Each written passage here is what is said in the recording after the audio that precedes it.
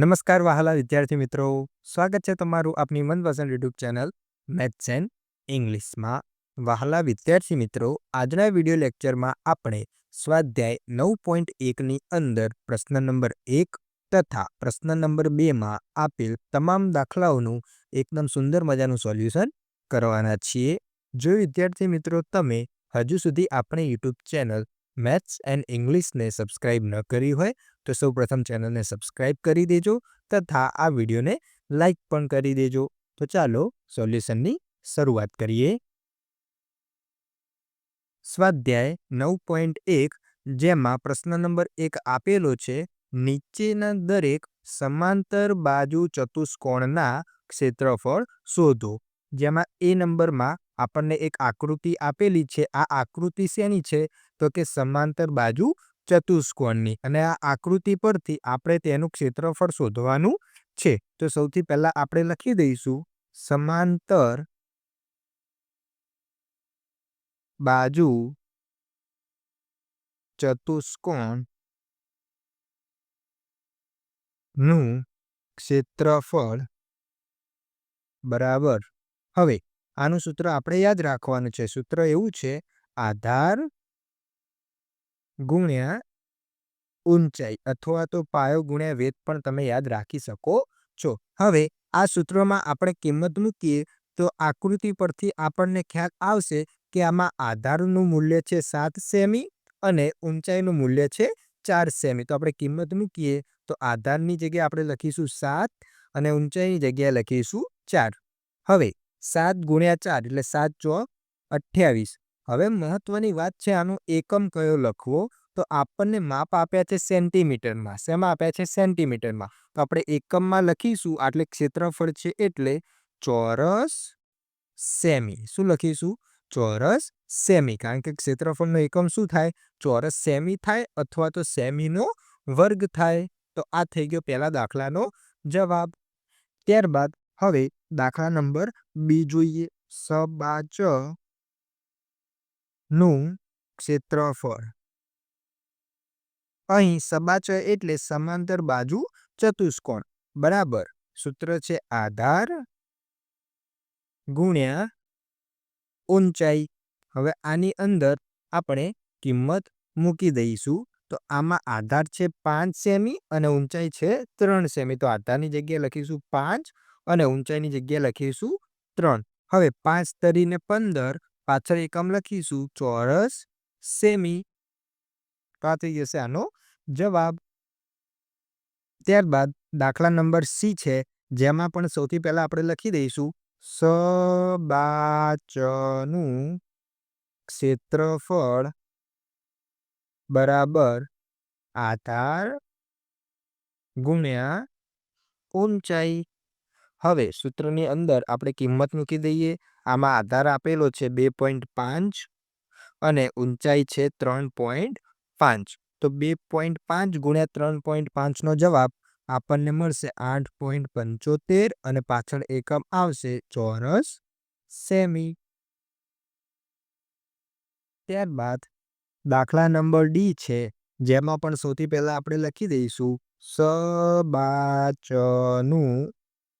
ક્ષેત્રફળ બરાબર આધાર ગુણાકારમાં ઊંચાઈ. હવે આની અંદર આપણે કિંમત મૂકી દઈએ.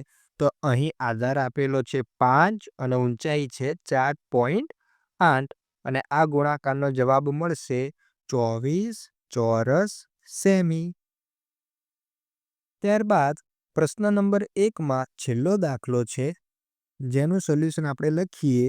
સૌથી પહેલા લખીશું સબાચનું ક્ષેત્રફળ બરાબર. શું સૂત્ર હતું વિદ્યાર્થી મિત્રો? આધાર ગુણાકારમાં ઊંચાઈ. હવે આની અંદર આપણે કિંમત મૂકી દઈએ. તો આધાર આપેલો છે 2 અને ઊંચાઈ છે 4.4. હવે આ ગુણાકારનો જવાબ આવશે 8.8 અને એકમ બનશે ચોરસ સેમી. તો આ થઈ જશે આનો જવાબ.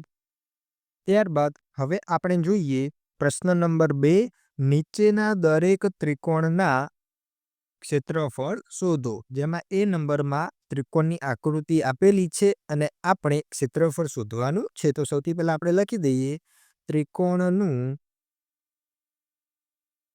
ક્ષેત્રફળ બરાબર 1/2 ગુણ્યા પાયો અને ગુણ્યા વેધ. આ એનું સૂત્ર છે. હવે સૂત્રમાં કિંમત મૂકીએ તો સૌથી પહેલા 1/2.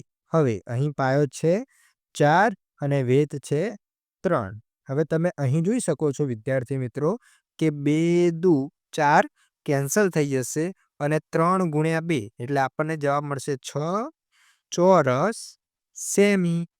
આ પણ ક્ષેત્રફળ છે માટે આનો એકમ થશે ચોરસ સેમી. હવે દાખલા નંબર બી છે જેમાં સૌથી પહેલા આપણે લખી દઈશું ત્રિકોણનું ક્ષેત્રફળ બરાબર 1/2 ગુણ્યા પાયો ગુણાકારમાં વેધ. હવે કિંમત મૂકી દઈએ તો આ 1/2 ગુણ્યા પાયો અહીં છે 5 અને વેધ આપેલો છે 3.2. આનો જવાબ આપણને મળશે 8 ચોરસ સેન્ટીમીટર. ત્યારબાદ દાખલા નંબર સી છે જેમાં આપણે લખી દઈશું ત્રિકોણનું ક્ષેત્રફળ બરાબર 1/2 ગુણ્યા પાયો ગુણ્યા વેધ. હવે આમાં આવશે 1/2 એમના એમ ગુણ્યા. હવે આ એક કાટકોણ ત્રિકોણ છે જેમાં પાયો છે 3 અને આનો વેધ છે 4.